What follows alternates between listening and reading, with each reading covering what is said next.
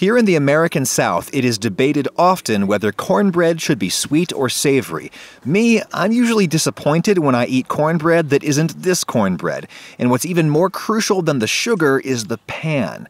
This is my heavy 10-inch non-stick skillet that I use for basically everything. If it wasn't non-stick, the bread might break apart on the way out. Feel free to use the traditional, well-seasoned cast iron pan instead. I've got no time for pans that I can't put in my dishwasher. Preheat your oven to 400 Fahrenheit, and then here's where the magic happens. Preheat the pan with the oven. Seriously, that's the secret. Like, you could just stop watching the video right now if you wanted to, but please don't. For the batter, I start with an egg and 1/3 cup of vegetable oil. Whisk that together, then add 3/4 cup of sugar and a cup of milk. I always measure my wet ingredients over the bowl, that way if I spill something, it spills into the food. Whisk, whisk, whisk, then dump in a cup of flour. The order here matters basically not at all, by the way. Then eyeball like 3/4 teaspoon of salt. Whenever I do a full teaspoon, it's a hair too salty. Then a heaped tablespoon of baking powder to make the bread fluffy, and then a cup of cornmeal.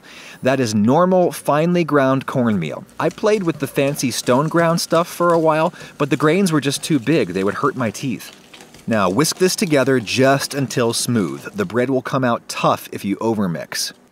Coming up is one of the very few times in my life when I am sure to use unsalted butter. I'll tell you why in a minute.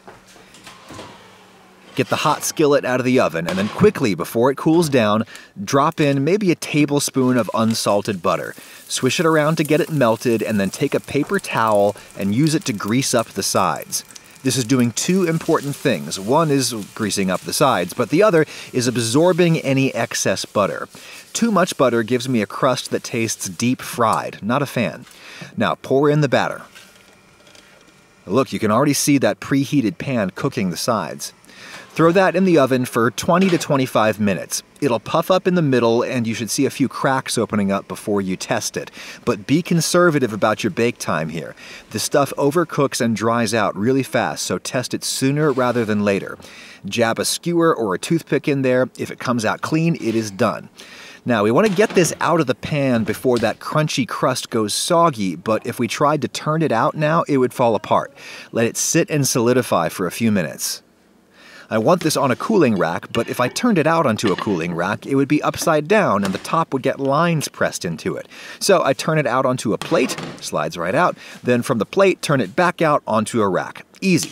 Let that cool for a good 10 minutes so it won't go soggy on the cutting board. Oh, by the way, whenever I get invited to a potluck, I bake the exact same batter in a couple of muffin tins. I preheat them in the oven, same as the skillet, but I'm too lazy to butter every cup, so I just use nonstick spray. Those are great, easy to grab in a buffet line. And there we go. Now look at what that hot buttered skillet gets you. Look at that crunchy, dark brown crust around the edge. That is insanely good.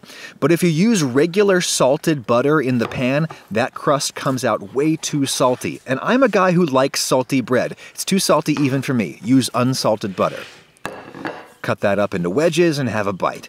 Yes, cornbread purists, this absolutely occupies a murky area between bread and cake, what with all that sugar, but I am comfortable with that. I am owning that.